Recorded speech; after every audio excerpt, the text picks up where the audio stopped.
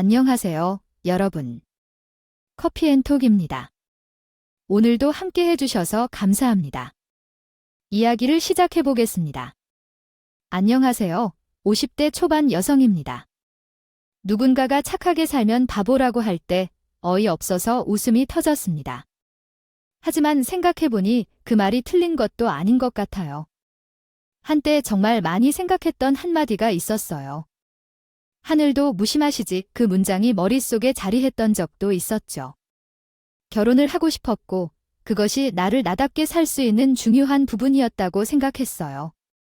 정확히 말하면 내 편이 필요했답니다. 성인이 된 후 내 안식처가 사라지고 그 후의 날들이 힘들었어요. 그러던 중 나타난 구세주 같은 사람, 그것이 제 남편이었어요. 따뜻하고 사랑스러운 사람이었죠. 그의 품 안은 제게 그늘이자 안식처이기도 했어요. 정말로 남편을 사랑했고 그의 가족도 저를 아끼고 대해주셨어요. 하지만 우리 사이에는 자녀가 없었죠. 기다리고 노력했지만 쉬운 일은 아니었어요. 임신이 부담스럽게 느껴지기 시작했어요. 남편과 함께 가볍게 산책하는 부부를 보면 상실감과 미안함이 밀려와 우울해지기도 했습니다. 지금은 결혼도 안 하고 아이도 안 낳는 젊은 사람들이 많아서 맘에도 눈치를 봤죠. 다행히도 남편은 사랑을 많이 나눠주고 있어요. 그냥 자연스럽게 시기를 존중하고 낳기로 결정했어요. 상황이 복잡해져도 시어머니는 늘 따뜻하게 대해주셨어요. 남편이 현모가정에서 자랐다는 사실을 알고서 마음이 아리더라고요. 20세에도 이루고자 하는 꿈과 미래를 키우던 제 삶에 있어 가장 소중한 존재였던 어머니가 세상을 떴습니다. 사랑하는 사람과의 결혼을 통해 새로운 시작을 했지만 연애를 시작한 지 1년이 지난 후에야 서로의 처지를 여러 이야기를 공유할 수 있었습니다. 그날은 아직 잊을 수 없는 특별한 순간이었는데 서로의 눈물로 위로하며 서로에게 더 깊은 이해를 나눌 수 있었던 소중한 순간이었습니다. 이후에 우리의 관계는 더욱 깊어졌고 결혼을 고려하기 시작했습니다. 몇 달 뒤 시어머니를 만나러 간 날, 그녀는 처음 보는 저를 따뜻하게 환영해주며 오랜 고생을 했었다는 말로 안아주셨습니다. 이 따뜻한 환대는 여전히 잊을 수 없는 추억 중 하나입니다. 그리고 결혼 후 10년 만에 갑작스럽게 뇌출혈을 겪으신 시어머니가 되어버렸습니다. 그 소식은 정말 예상치 못한 충격이었고 남편 또한 마찬가지였습니다. 시어머니는 어린 시절부터 건강관리에 신경을 써왔던 분으로 가족과의 시간을 소중히 여기며 함께 나이가 들어 호상으로 편안히 가기를 소망했던 분이셨습니다. 정말 철저한 건강관리를 해오셨지만 높은 혈압을 가지고 계셨던 분이었습니다. 시어머니께서 걱정할 만한 일은 아니라고 말씀하셨지만 어느 날 갑자기 끔찍한 일이 벌어졌습니다. 시어머니께서 응급수술을 받았지만 결국 편마비를 겪으셨습니다. 걸을 수도 없고 먹을 수도 없고 말할 수도 없게 되었죠. 이 모습을 보고 큰 충격을 받으셨습니다. 건강이 급격히 나빠졌고 저희도 걱정해서 밤낮 없이 지냈습니다. 그런데 시어머니는 아무런 내색을 하지 않고 이 모든 고통을 참으셨습니다. 우리 부부는 그런 시어머니를 위해 괜찮아질 거야 라는 말밖에 할 수 없었습니다. 그러나 우리는 시어머니가 우리 곁에 있어줘서 감사했습니다. 그런 시어머니가 우리 곁에 있는 것만으로도 축복이라 생각합니다. 우리는 계속해서 함께하며 재활치료를 받아 더 나은 모습을 볼 것입니다. 그러니 낙담하지 마시고 노력해봐야 합니다. 건강을 챙기고 신경 써서 관리한다면 좋아질 수 있다는데요. 희망을 가져봅시다. 전날 우리의 이야기로 끝입니다. 감정 표현도 별로 없이 멍하니 계시는 시어머니의 모습을 보고 정말 큰 결정을 하게 되었어요. 저를 10년이라는 긴 세월 동안 한결같이 친딸처럼 생각해주고 사랑해주셨던 시어머니 때문에 그런 시어머니를 위해 오랫동안 다녀오던 직장까지 그만두고 시어머니의 간병에 집중하기로 말이에요. 남편과 결혼을 약속한 그 순간부터 저는 이미 시어머니와 남편의 가족이 되어 있었어요. 저를 향한 시어머니의 관심 덕에 가능했던 거죠. 제가 혼자 지내는 걸 염려해 반찬을 챙겨주셨고 예비 시댁이었음에도 자주 초대해서 함께 시간을 보냈어요. 제게 맛있는 음식을 언제나 대접해주고 싶다면서요. 그리고 결혼 후에는 저를 더욱 극진히 살펴주셨어요. 위에서 잠깐 이야기한 것처럼 임신 준비하는 당신은 매일같이 연락해서 제 안부를 물어주셨고, 제가 조금 목소리에 힘이 없거나 우울한 것처럼 들리는 날에는 꼭 제가 음식 중에 가장 좋아하는 잡채를 만들어 오셨어요. 그러면서 저를 위해 본인이 해줄 수 있는 게 고작 이런 것뿐이라며 되려 미안해 하시곤 했죠. 하지만 저는 그 위로가 너무도 따뜻하게만 느껴지더라고요. 남편과 시어머니는 외로운 제 삶에서 한 주에게 빛이 되었고, 기쁨이 되었고, 행복이 되었어요. 저희에게 아주 소중한 분위기로 모든 것을 포기하고 허탈함만이 남은 시어머니를 보고 싶지 않으며 나 자신이 보지 못할지도 모른다고 생각했습니다. 시어머니를 돌보기로 마음먹었지만 정말 많은 고민을 하였습니다. 내가 잘할 수 있는지 물론 이 사람에게 큰 도움이 되는 방법을 생각했습니다. 회사를 그만둘 때까지 계속해서 고민했습니다. 친한 동료가 저의 고민을 알고 시어머니를 위해라도 그래서라도 더 전문적으로 돌보는 방법을 배워야 한다고 제안해 주었습니다. 저를 안쪽으로 넣었을 때 회사를 그만두기로 결심했고 그때부터 요양보호사 공부를 시작했습니다. 처음에는 남편이 그런 저를 볼 때 그렇게까지 할 필요가 없다고 생각하였습니다. 제가 알아서 돌볼 테니까 이렇게 많은 다툼을 포기하고 들어가려고 하는 것은 잡이 많고 미안한 일일 것입니다. 너가 과거에 사랑하는 일까지 포기하고요. 요양보호사 자격증을 따기 위해 공부를 시작했을 때 마음이 편할 수 없었을 것입니다. 하지만 그래도 옛날 남편은 내가 한 일이 아마도 사랑스러워하는 가장 중요한 일이었습니다. 원하던 것이라면 지금 제가 하는 이 공부가 가장 흥미로울 것이고 오히려 후회할 게 아니라 보람을 느낄 날이 분명히 올 것이라고 확신한다고 말했어요. 남편 마음을 아주 잘 알기에 온 성심을 다해 제 진실한 생각을 털어놓았거든요. 며칠 동안 쟤를 말리던 남편은 제가 정말 진심이라는 걸 느낀 이후로는 더는 말리지 않았죠. 대신 시어머니를 돕는 저를 위해 남편도 최대한의 노력을 기울였어요. 그런 남편 덕분에 더 열심히 요양보호사 공부와 시어머니 돌봄에 몰두할 수 있었답니다. 요양보호사라는 직업에 대해 전혀 흥미가 없었을 때는 솔직히 나이든 여성이 많이 선택하는 직업으로만 생각했어요. 그렇지만 직접 준비하면서 정말 많은 것을 느꼈어요. 200시간 이상의 교육을 이수해야 하고 그 후에는 국가시험까지 봐야만 할 수 있는 결코 쉽지 않은 과정이 필요한 그런 직업이란 걸 깨달았거든요. 몇 달간의 시간 동안 유익한 실습을 거쳐 시험을 본 결과 요양보호사 자격증을 취득할 수 있었어요. 그 후로는 가족 요양으로 시어머니를 보살피면서 많은 시간을 보냈어요. 시어머니를 위한 걱정 중에서 식사 걱정이 정말 컸어요. 아무리 기운이 없더라도 잘 먹는 것이 정말 중요하듯이요. 당신은 친절하고 정성스럽게 시어머니를 돌봐주며 건강식으로 식사를 준비해드렸다. 처음에는 시어머니가 음식을 거부하는 경우도 있었지만 끈기 있게 노력하여 시어머니가 식사량이 늘고 거부하는 행동이 줄어들었습니다. 게다가 편마비 증세 호전을 위해 건초염 마사지를 시도하면서도 시어머니의 감정을 긍정적으로 변화시키기 위해 노력했습니다. 점차적으로 아로마 마사지의 긍정적 효과를 발견하고 정기적으로 시도하면서 마사지 방법을 다양화했습니다. 그러나 처음에는 시어머니가 건초염에 대한 어려움을 말하지 않았다고 합니다. 하지만 시간이 지남에 따라 서로 더 많은 이야기를 서로 나누며 서로를 이해하는 데 도움이 되었습니다. 최종적으로는 시어머니와의 소통을 통해 서로에게 좋은 영향을 주고받으며 건강하고 행복한 시간을 보낼 수 있었습니다. 비밀리에 병원에 다니는 것을 알았고 그날 남편이 제 손을 달래며 눈물을 흘리던 일이 있었어요. 만나고 나면 이처럼 힘들다는 걸 난 알았는데 어느 부분이 아픈 건지 어떤 약을 먹는지 궁금했어요. 손이 부었으니까 병원을 다녀온 거 아니겠지만 괜찮아라고 하는 게 정말 괜찮은 걸까요? 정말로 아픈 걸 잘 숨기는 것일까요? 정신없이 힘들게 간병하면서도 당신은 어떻게 이렇게 변함이 없는 걸까요? 나는 어머님을 돌보는 게 정말로 행복해서 아프다는 건 느끼지 못하는데 당신의 곁에 있으니까 알게 되었어요. 함께 있으면서 이렇게 무심해져서 미안해요. 이제는 더 이상 무심하지 않겠어요. 에키 일레프시스 컨세큐터스 보너스 다이즈 모든 것이 복합적으로 뒤엉켜 남편도 많이 지친 탓에 흘린 눈물일 거라는 걸 너무도 잘 알기에 저는 남편에게 더욱 씩씩한 모습을 보여주기 위해 노력했죠.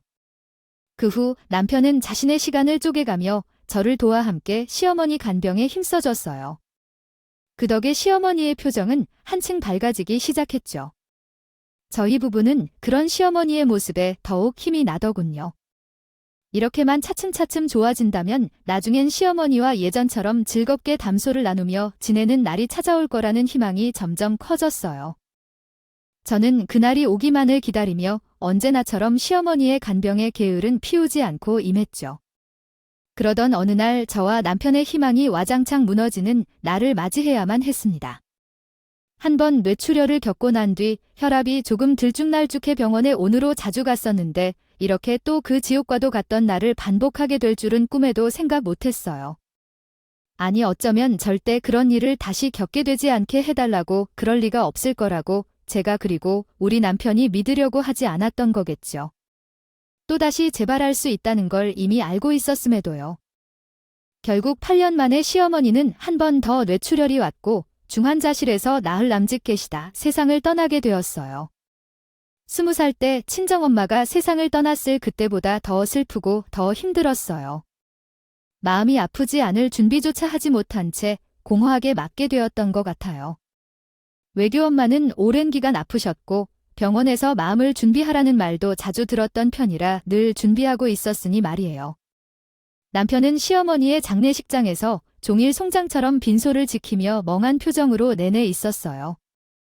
얼마나 시어머니가 떠난 슬픔이 컸을까 싶어서 남편이 이렇게 웃지 않는 건 이상했어요.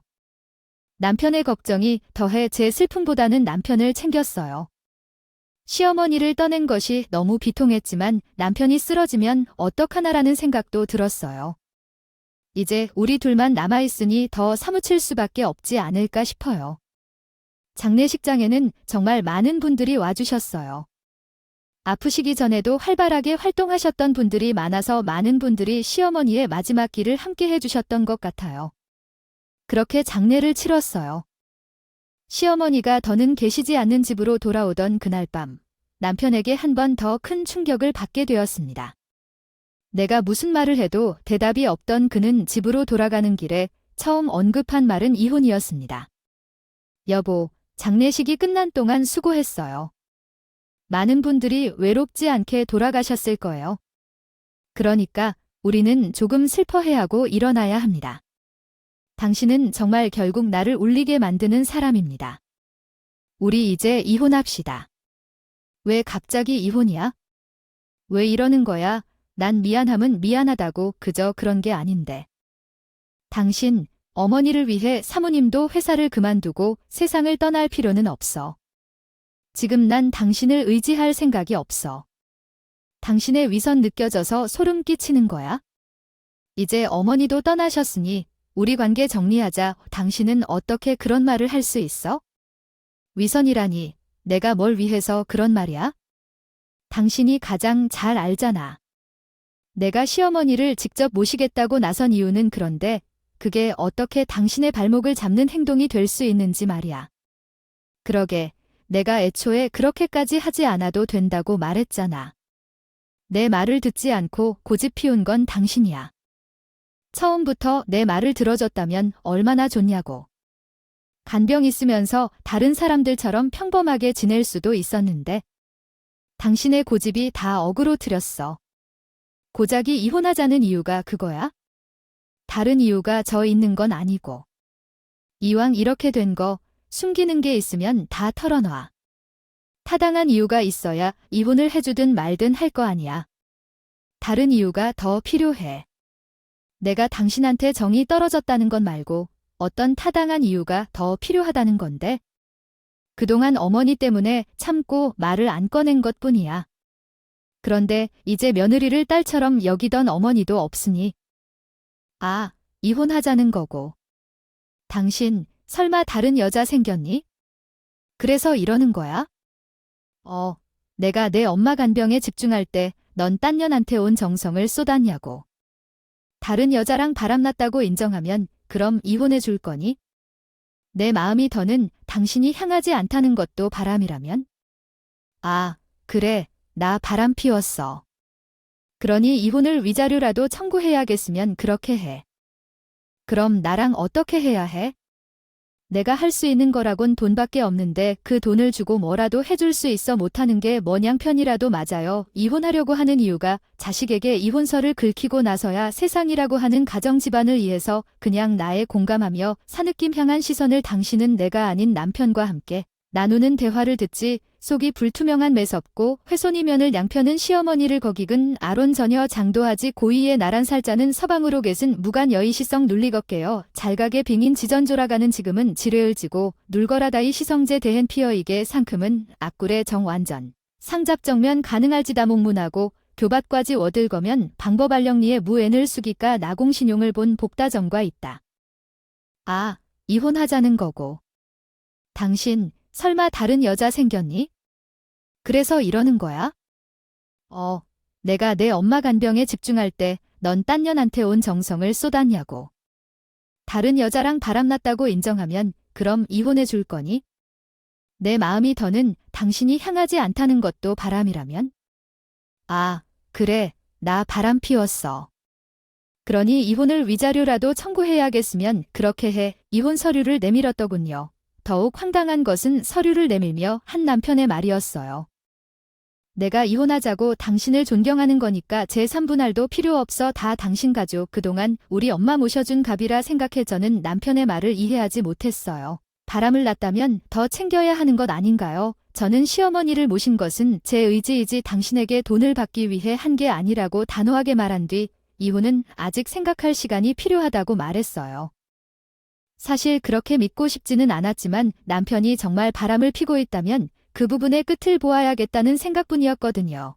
그래서 시간이 더 필요했고 이혼해도 정확한 사유를 알아야 찝찝하지 않을 것 같은데요. 처음에 우리 남편은 절대로 바람을 낀 양반이 아니라고 믿었는데 이혼하자는 남편의 말로 인해 저도 점점 의심이 커지더군요. 이렇게 며칠을 남편이 이혼하자는 이유를 생각해봤지만 전혀 납득할 수 없었어요.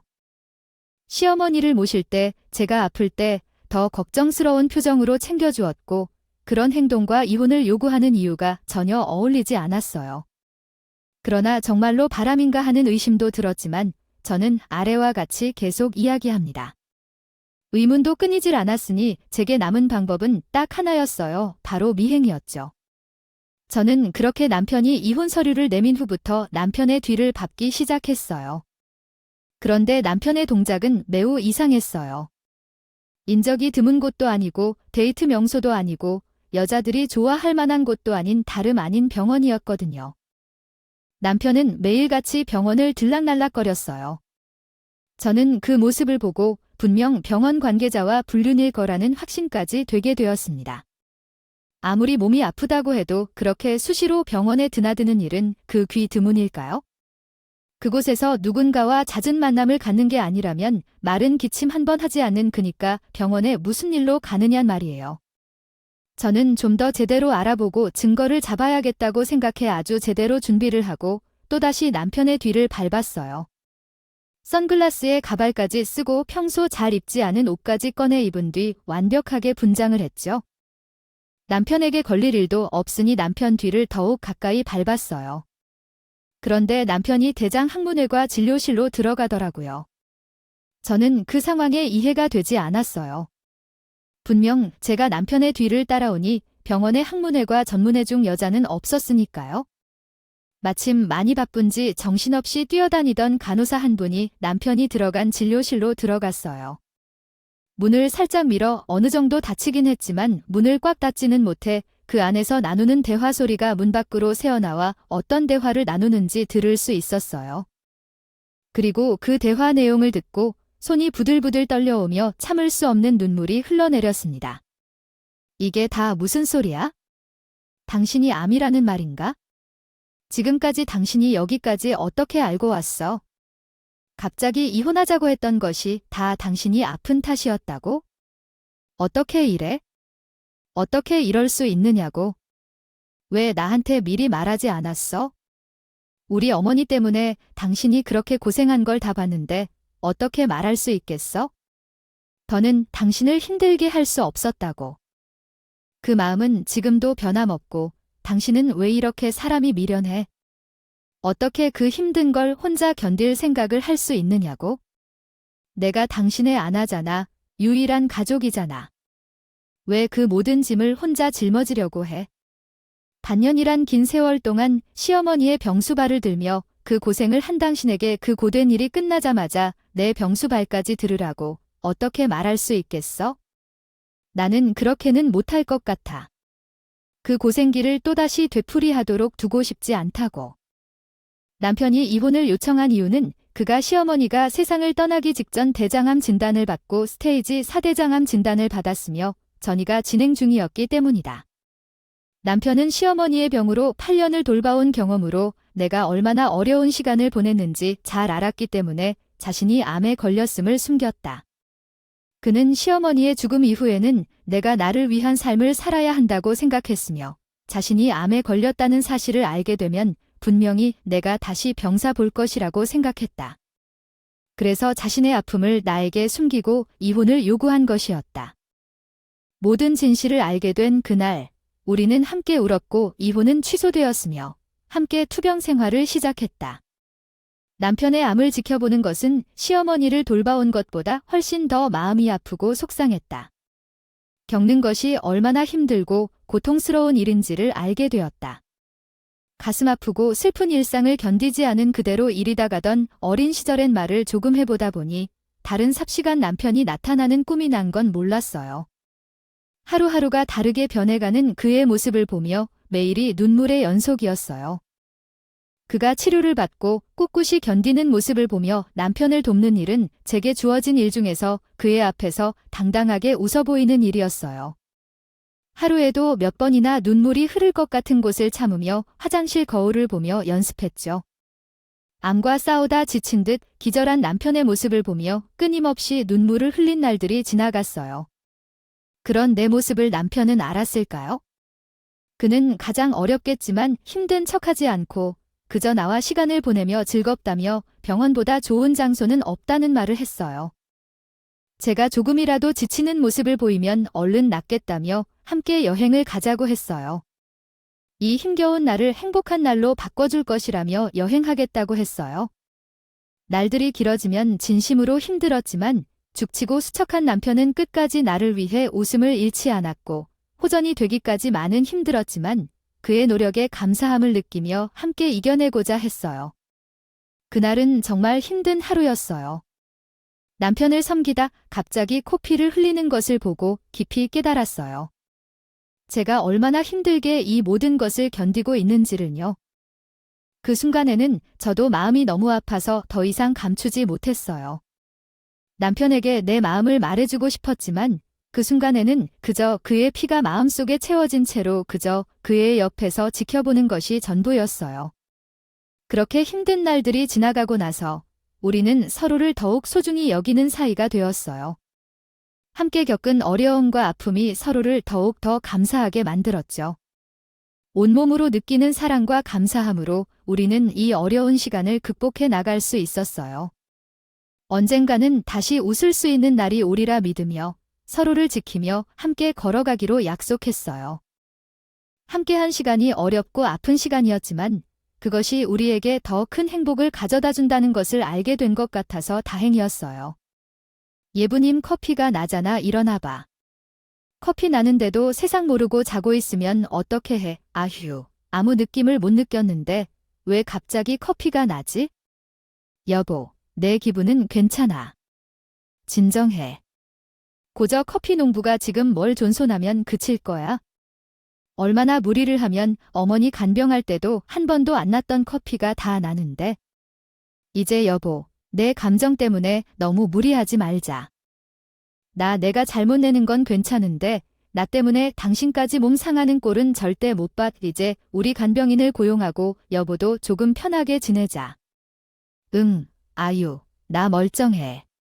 무슨 간병인이야? 당신 불편해할 거 다 아는데 어떻게 그래? 요즘 요양원에서 일이 좀 많아서 피곤했던 거야? 여보는 건강만 챙기면 된다니까 병원에 와서 두어 시간만 짬내서 잠자면 돼. 당신 자꾸 무리하면서까지 고집 부리면 나 치료 거부할 거야.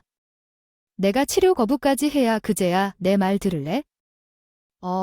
당신이 치료 거부하면 내가 그동안 노력했던 게 다 물거품 되는 거대.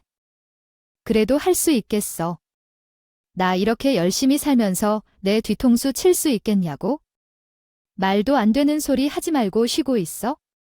그렇게 소리 지르고 힘 있는 거 보니까 좋아지긴 했나 봐에 당신이 조금이라도 덜 힘들길 바래서. 아이 장난스럽고 그러니까 너도 너의 몸 챙기면서 모든 걸 줄게. 내게 너무 힘든 거 알아. 내가 아픈 거 보면 내가 참 못 견디겠어. 너는 항상 걱정이 많아. 그게 내 한계라서 참고 살아. 오늘은 푹 자고 여유롭게 하루를 보내면 돼. 걱정 마. 그런 후로 남편이 나를 집에 보내는 횟수가 더 많아졌어.